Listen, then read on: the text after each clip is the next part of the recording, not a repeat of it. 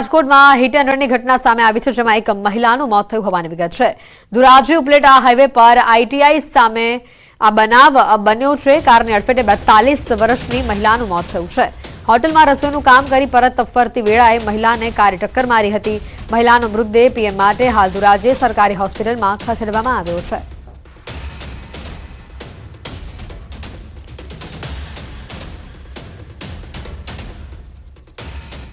અમરેલીમાં રોડ અકસ્માતમાં સિંહણ ઘાયલ થઈ છે। બગસરાના મુજાસર ગામ નજીક આ બનાવ બન્યો છે। રોડ પાર કરતી સિંહણને કારે ટક્કર મારી। વન વિભાગની ટીમે સિંહણને સારવાર માટે ખસેડી છે। કારમાં જૂનાગઢના જૂના સ્વામિનારાયણ મંદિરના કોઠારી સ્વામી સવાર હતા। જોકે હજી સુધી અકસ્માતમાં કોઈ પોલીસ કાર્યવાહી થઈ નથી।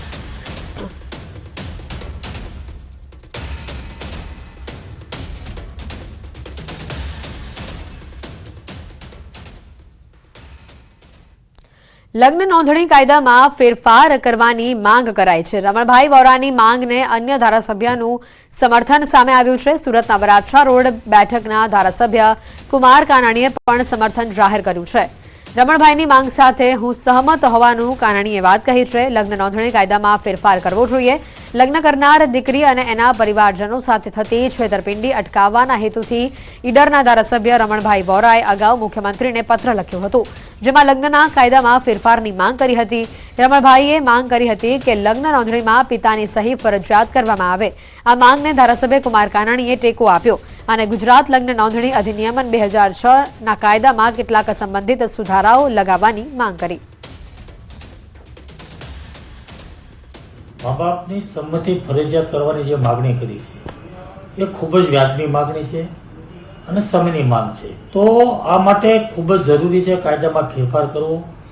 રમણભાઈ વોરા સાહેબે જે માગણી કરી છે એ વાત સાથે હું બિલકુલ સહમત છું અને સરકારે આમાં ગંભીરતાપૂર્વક આગળ વધીને લગ્ન નોંધણી માટેના કાયદાઓમાં ફેરફાર કરે એવી જે માગણી કરી છે એ સાથે હું સહમત છું અને હું એમને સમર્થન આપું છું।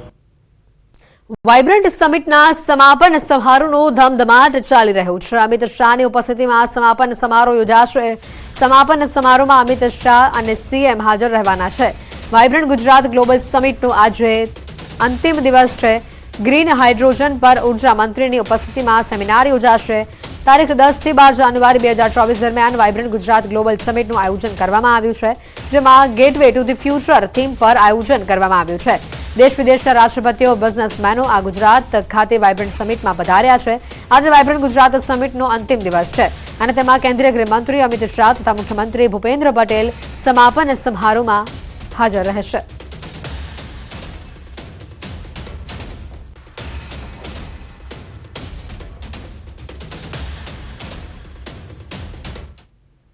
સમાચારોમાં હાલ રોકાઈશું એક બ્રેક માટે।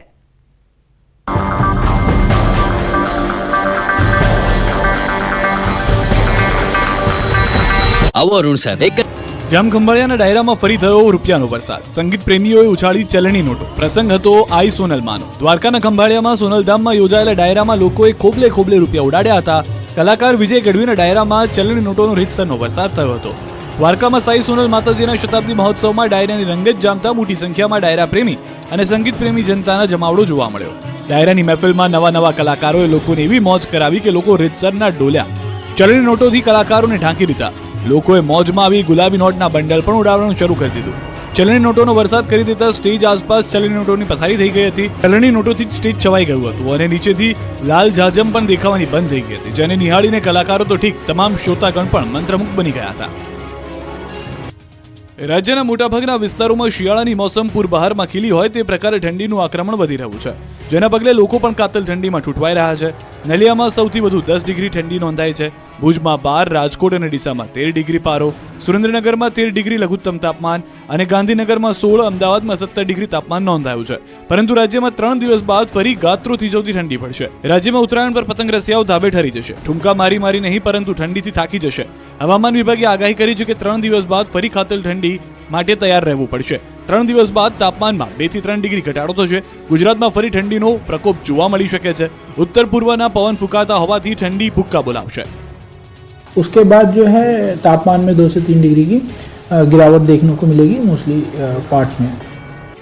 લોકસભાની ચૂંટણી પહેલા જાણે ભાજપમાં ભરતીની મોસમ ખીલી ઉઠી હોય તેવું લાગી રહ્યું છે. લોકસભાની ચૂંટણી પહેલા ગુજરાતની રાજનીતિમાંથી મોટી ઉથલપાથલના એંધાણ મળ્યા છે.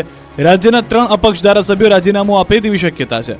અપક્ષના ધારાસભ્ય ધવલ ઝાલા, માવજી દેસાઈ, ધર્મેન્દ્રસિંહ વાઘેલા રાજીનામું આપે તેવી વાતો વહેતી થઈ છે. 3 અપક્ષ ધારાસભ્યો ધવલ ઝાલા, માવજી દેસાઈ, ધર્મેન્દ્રસિંહ વાઘેલા જાન્યુઆરીના અંતમાં રાજીનામું આપે તેવી શક્યતા છે. સાથે જ તેઓ ભાજપના મેન્ડેટ પરથી ચૂંટણી લડી શકે છે. હાલ 3 અપક્ષ એમએલએ ભાજપના સમર્થનમાં છે. રાજીનામા બાદ 3 સભ્યો કમુરતા બાદ ભાજપમાં જોડાય તેવી શક્યતા છે. રાજ્યમાં વધુ 3 ધારાસભ્યોના રાજીનામાના સમાચાર પ્રસરતા હડકંપ મચી જવા પામ્યો છે. રાજ્યમાં લોકસભાની ચૂંટણી સાથે સાથે વિધાનસભાની જે પણ બેઠકો ખાલી પડી છે તેના પર પણ પેટા ચૂંટણી યોજાઈ શકે છે. રામ મંદિર પર પ્રાણ પ્રતિષ્ઠા મહોત્સવમાં સોનિયા ગાંધી અને મલ્લિકાર્જુન ખડગે સહિતના કોંગ્રેસી નેતા અયોધ્યા નહીં જાય, ત્યારે આમંત્રણ મુદ્દે ગુજરાત કોંગ્રેસ 2 ભાગમાં વહેંચાઈ ગઈ છે. કોંગ્રેસ હાઈકમાન્ડના નિર્ણય પર પ્રદેશ કોંગ્રેસમાં જ ડખા ઊભા થઈ ગયા છે. જે અંગે પ્રદેશ કોંગ્રેસ પ્રમુખ શક્તિસિંહ ગોહિલે નિવેદન આપ્યું. તેમણે કહ્યું કે મંદિરનું કામ પૂર્ણ નથી થયું, પ્રતિષ્ઠા ન થઈ શકે, ભાજપના કાર્યક્રમમાં ન જઈ શકાય, શ્રીરામના દર્શન માટે આમંત્રણની જરૂર નથી, વગર આમંત્રણે અમે મંદિરોમાં જતા હોઈએ છીએ.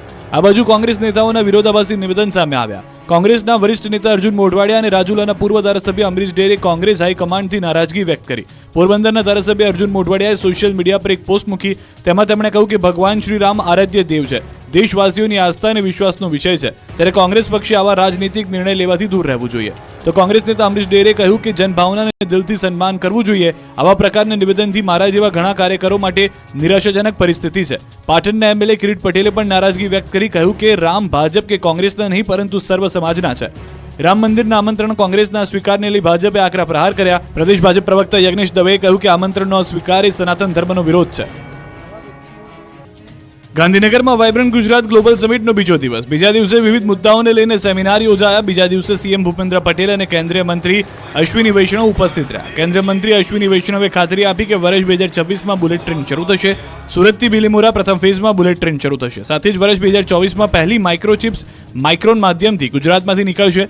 આ ઉપરાંત અશ્વિની વૈષ્ણવે સીએમને અનુરોધ કર્યો કે આઈઆઈટી ગાંધીનગરમાં વિદ્યાર્થીઓ માટે સેમિકન્ડક્ટરનું ટ્રેનિંગ સેન્ટર પણ ખોલવામાં આવે. તો સ્ટાર્ટઅપ, ઈ કોમર્સ સહિતના કાર્યક્રમો યોજાયા. તો યુએઈના royal family office Sheikh Ahmed bin Faisal અલ કાસમી તરફથી મોટી જાહેરાત કરવામાં આવી. સમિટમાં ઉપસ્થિત ફેમિલી ઓફિસના ચીફ ઇન્વેસ્ટર ઓફિસર પ્રણવ જ્યોતિએ $1.5 બિલિયન રોકાણ કરવાની જાહેરાત કરી. ગુજરાત સહિત ભારતમાં ઇન્ફ્રાસ્ટ્રક્ચર, રિયલ એસ્ટેટ અને હેલ્થકેર સેક્ટરમાં ફેમિલી ઓફિસ મોટા પાયે રોકાણ કરશે. બીજી તરફ હવે ઉડતી ટેક્સીમાં બેસશે ગુજરાતીઓ. ગુજરાતમાં હવે હવામાં ચાલતી ટેક્સી શરૂ થશે. ગિફ્ટ સિટીમાં પોર્ટ ટેક્સી પ્રોજેક્ટ શરૂ થશે.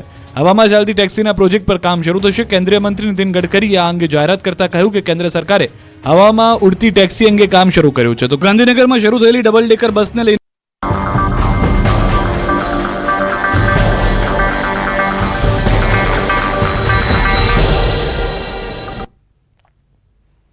ગુજરાતના યુવાનોને સપનાને સાકાર કરવા પ્રધાનમંત્રી મોદીએ એક સપનું જોયું અને આ સપનું એટલે સ્કિલ ડેવલપમેન્ટ થકી યુવાનોને આત્મનિર્ભર બનાવવાનું.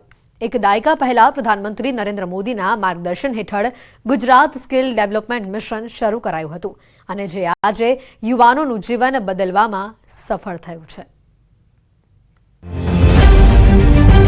ગુજરાતના યુવાનોના સપનાને સાકાર કરવા પ્રધાનમંત્રી મોદીએ જોયું સપનું અને આ સપનું એટલે સ્કિલ ડેવલપમેન્ટ થકી યુવાનોને આત્મનિર્ભર બનાવવાનું. ભારતનું યુવાધન વૈશ્વિક બજારમાં પણ આગેવાની કરી શકે તે માટે પ્રધાનમંત્રી દ્વારા સ્કિલ ડેવલપમેન્ટ પર ભાર મૂકવામાં આવ્યો છે. એક દાયકા પહેલા પ્રધાનમંત્રી નરેન્દ્રભાઈ મોદીના માર્ગદર્શન હેઠળ શરૂ કરાયેલું ગુજરાત સ્કિલ ડેવલપમેન્ટ મિશન આજે વટવૃક્ષ બન્યું છે. મુખ્યમંત્રી ભૂપેન્દ્રભાઈ પટેલના માર્ગદર્શન હેઠળ આ મિશન અંતર્ગત અનેક યુવાનોના જીવનને બદલવામાં સફળતા મળી છે. અનેક યુવાઓ પોતાના કૌશલ્ય થકી આત્મનિર્ભર બની શક્યા છે. 1 કરોડથી વધારે યુવાનોને વિવિધ ક્ષેત્રોમાં અપાઈ તાલીમ. કૌશલ્ય વિકાસ